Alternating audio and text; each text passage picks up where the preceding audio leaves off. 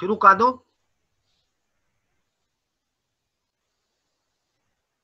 Hello. Okay okay. अच्छा अब आप अच्छा मैं रिकॉर्ड दूंगा।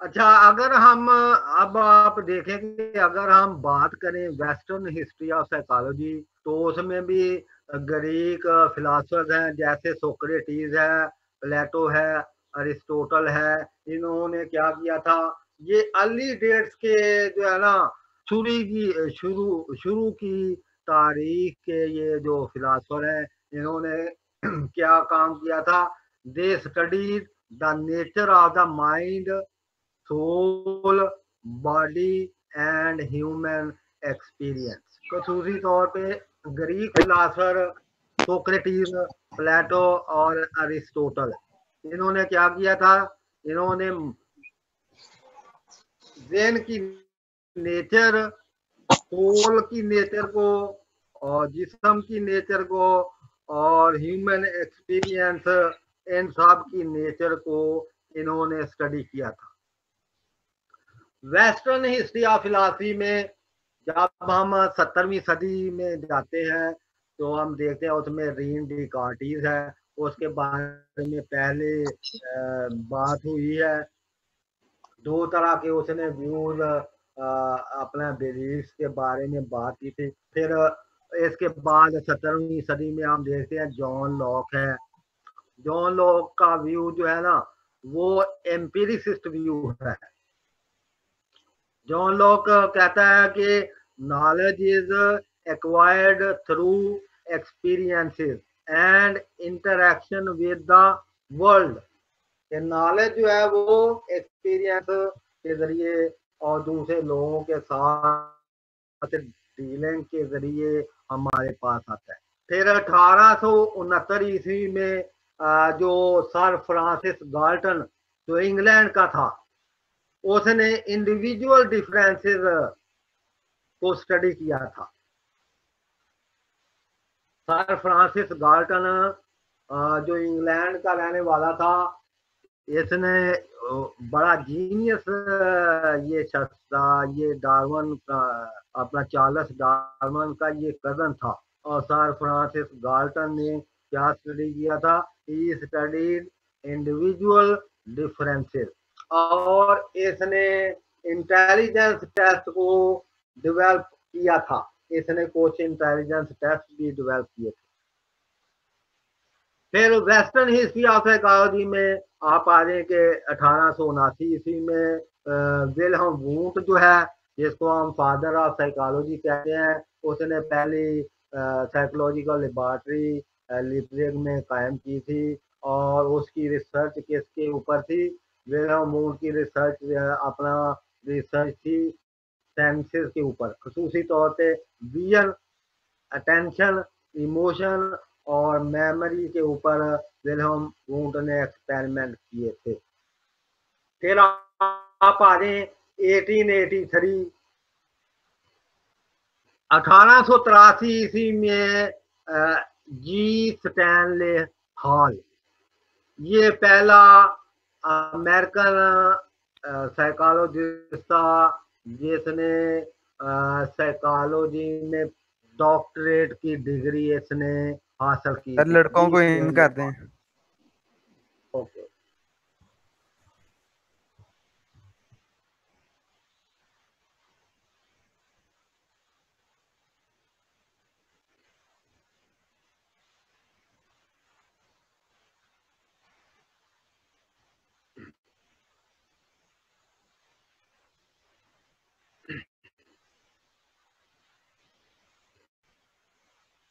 फिर हम बात कर रहे हैं कि 1883 में जी स्टेनले हॉल ये पहला अमेरिकन था जिसने डॉक्टोरल स्टडी कंप्लीट की थी नफ्सियात में।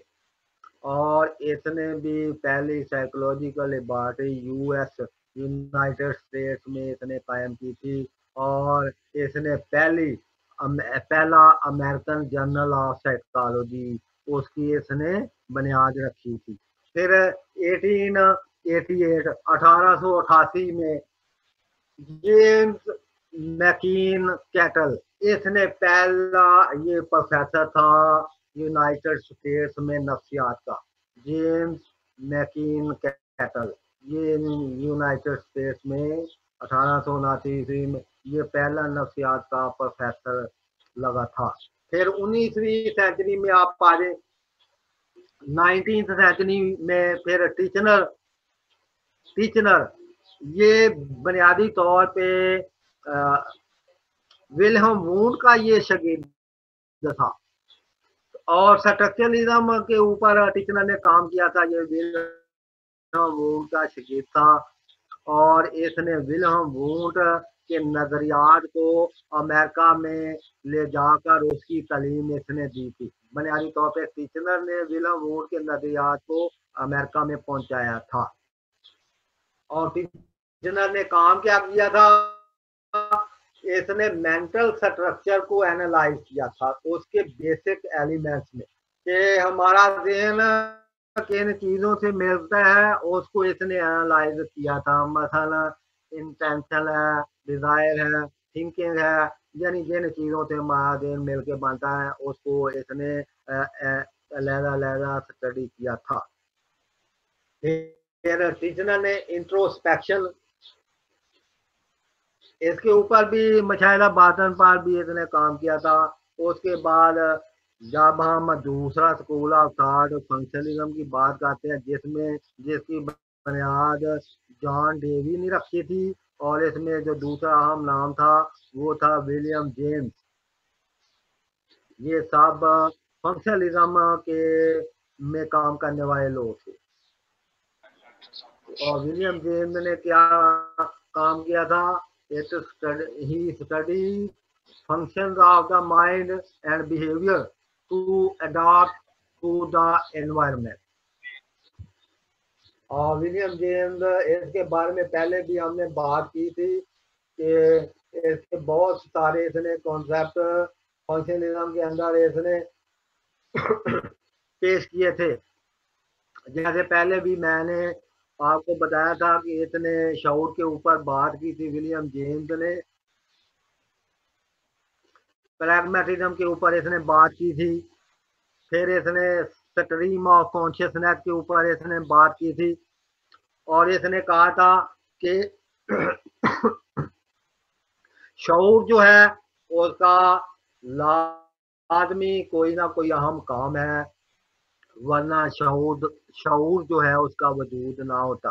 और शऊर का जो सबसे अहम काम है वो क्या है, शऊर इन जानदार को उसके माहौल में एडजस्ट करने में उसकी हेल्प करता है। इस वजह से विलियम जेम्स कहता था कि शऊर जो है ना वो वजूद में आया।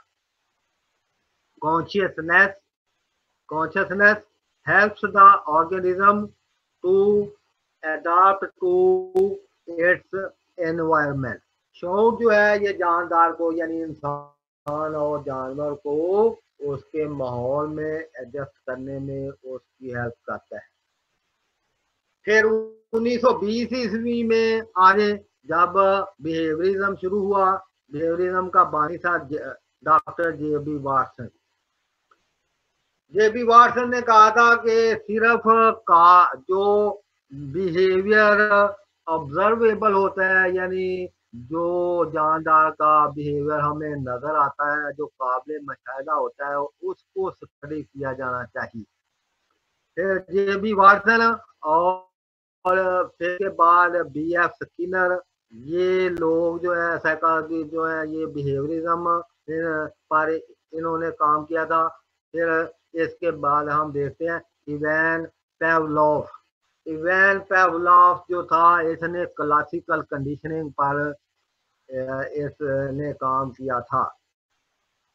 फिर BF स्किनर जो था इसने ऑपरेंट कंडीशनिंग पर इसने काम किया था। स्किनर, ये इसका नजरिया है ऑपरेंट कंडीशनिंग। ऑपरेंट कंडीशनिंग को अगर टेक्निकली डिफाइन किया जाए तो हम कहते हैं it is an experimental analysis of behaviour. ये बी एफ स्किनर, आप इन सब को डिटेल से बेशक पढ़ सकते हैं, लेकिन मैं आपको इन सब का खुलासा बता रहा हूँ कि इन्होंने काम क्या किया था। फिर हम देखते हैं 1912 ईस्वी में ये गेस्टाल्ट साइकोलॉजी शुरू हो गई थी, और इनमें जो 3 अहम नाम थे वो भी, उसके ऊपर भी हमने पहले बात की थी के तौर पर मैक्स वर्दहाइमर, कोहलर, कॉफका। इन लोगों ने गेस्टाल्ट स्कूल ऑफ साइकोलॉजी पर में काम किया था और अपने नजरियात बयान किए थे। ये तीनों जर्मन साइकोलॉजिस्ट थे, और इन तीनों का काम खसूसी तौर पर परसेप्शन, जिसको हम इदराक कहते हैं, उस पर इनका बहुत ज्यादा काम है। और इन्होंने लॉज ऑफ परसेप्शन इन्होंने डेवलप किए थे, जिस पर हमने पहले भी बात की थी। मिसाल के तौर पर लॉ ऑफ क्लोजर है, ठीक है। यानी ये लोग कहते हैं कि हम चीजों का इदराक किन प्रिंसिपल के तहत करते हैं, वो प्रिंसिपल इन्होंने डेवलप किए थे। मिसाल के तौर पर लॉ ऑफ क्लोजर है। मिसाल के तौर पर अगर एक मुरब्बा शक्ल है ना, तो उसका एक हिस्सा अगर मिस है, एक लाइन मिस है, तो ये क्लोजर का मतलब होता है कि किसी चीज का जो हिस्सा मिसिंग होता है उसको हम अपने ब्रेन की कैपेसिटी से उसको इंक्लूड करके उसमें, तो एज ए होल मजमूई तौर पर हम उस चीज का इतराक करेंगे। फिर जैसे लॉ सिमिलैरिटी है, यानी माहौल में वो चीजें जो सिमिलर होती हैं, एक जैसी होती हैं, हम उनका एक ग्रुप के तौर पर उनका इदराक करते हैं। ये इन प्रिंसिपल ऑफ, ये जो प्रिंसिपल ऑफ परसेप्शन या लॉ ऑफ परसेप्शन है, इनकी वजह से इंसान हमें सहूलत हो जाती है चीजों के इदराक करने में। मिसाल के तौर पर अगर 100 कुर्सियां पड़ी हुई हैं, तो हम हर कुर्सी का लैला लैला इदराक नहीं करते। ये लोग कहते हैं कि उनकी शक्ल चूंकि सिमिलर है, तो हम उनका एक लैला सेट बना लेते हैं, एक लैला ग्रुप बना लेते हैं, तो एक ग्रुप के तौर पर मजमूई तौर पे हम उनका इदराक करें। फिर लॉ ऑफ गुड फॉर्म, जिन चीजों की असल अच्छी शक्ल, आवाज बंद करो।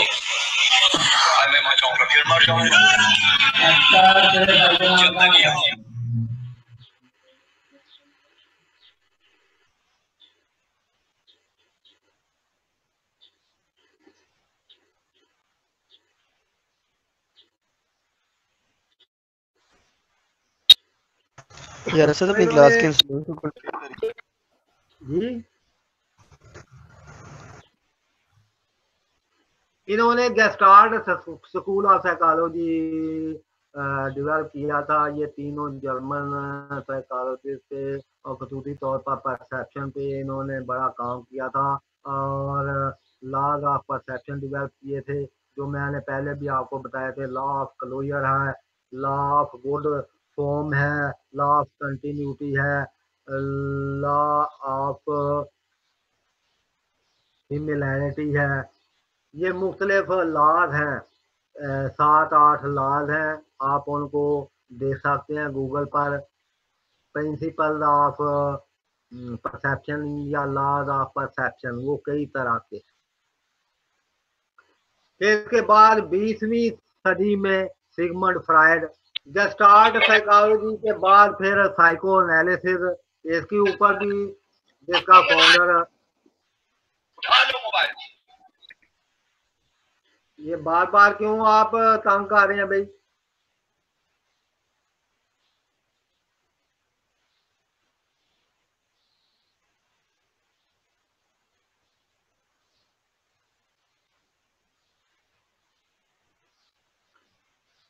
फिर 20वीं सदी में साइको एनालिसिस तहलील नफ्सी, जिसका फाउंडर है सिगमंड फ्राइड।